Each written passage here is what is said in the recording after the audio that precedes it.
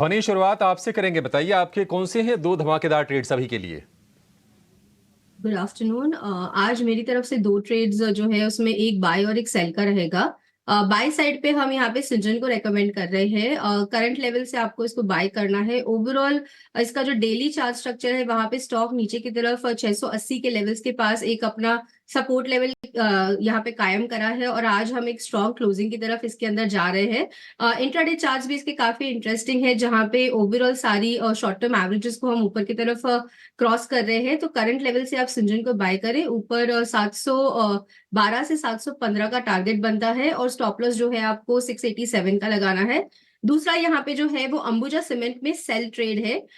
Overall chart structure की अगर हम बात करते हैं यहाँ पे तो डेली चार्ट स्ट्रक्चर पे डेफिनेटली एक अपवर्ड मोमेंटम बना था, बट 620 के ऊपर हम इसको क्रॉस नहीं कर पा रहे हैं और पिछले 3 से 4 सेशन में हम देख रहे हैं कि नीचे की तरफ का सेलिंग प्रेशर बना हुआ है। आज के दिन में यहाँ पे 20 पीरियड की एक एक्सपोनेंशियल मूविंग एवरेज जो होती है उसको नीचे की तरफ ब्रेक करा है। इंट्राडे चार्ट्स में भी यहाँ पे ओवरऑल सेल सजेस्टिव है। तो करंट लेवल से आप अंबुजा सीमेंट्स में सेल कीजिए। टारगेट जो है वो 570 से 568 तक का रहेगा और आपको स्टॉप लॉस है वो यहाँ पे 598 का लेके चलना है। ठीक है, ध्वनि की तरफ से एक बाई की ट्रेड और एक बिकवाली का सौदा।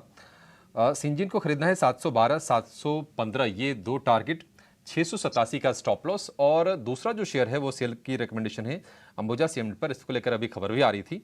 570 और 568, इन दो टारगेट के लिए आपको इसमें बिकवाली करनी है। 598 रुपए का स्टॉप लॉस लगा के चलना है आपको अंबुजा में।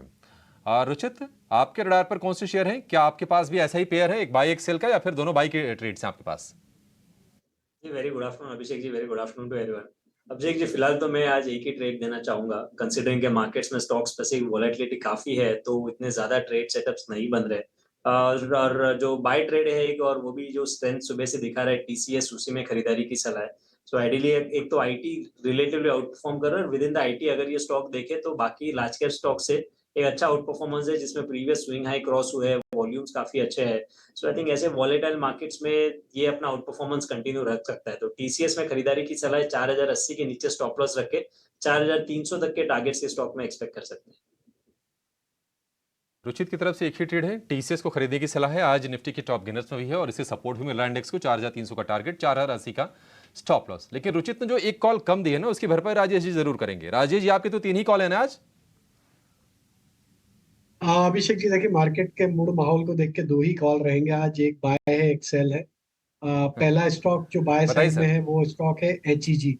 ये स्टॉक में अगर आप देखें तो काफी स्ट्रॉन्ग बाइंग एक्शन आज के सेशन में देखने को मिली, और जिस तरीके से स्टॉक ने एक कंसोलिडेशन रेंज का ब्रेकआउट यहाँ पे डेली सेटअप पे किया है, हमें लगता है ये स्टॉक का मोमेंटम फर्दर एक्सटेंड होते हुए दिख सकता है। अपसाइड के टारगेट हम 1850 1860 की तरफ एक्सपेक्ट कर रहे हैं पोजिशनली।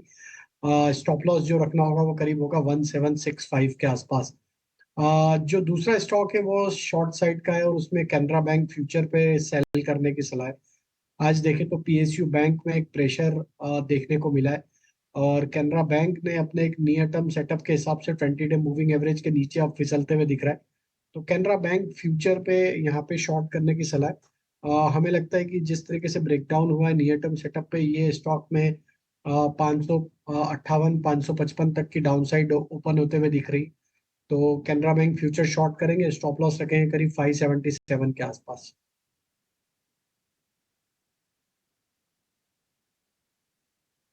ठीक है, तो ये सारे के सारे ट्रेड आपने नोटिस कर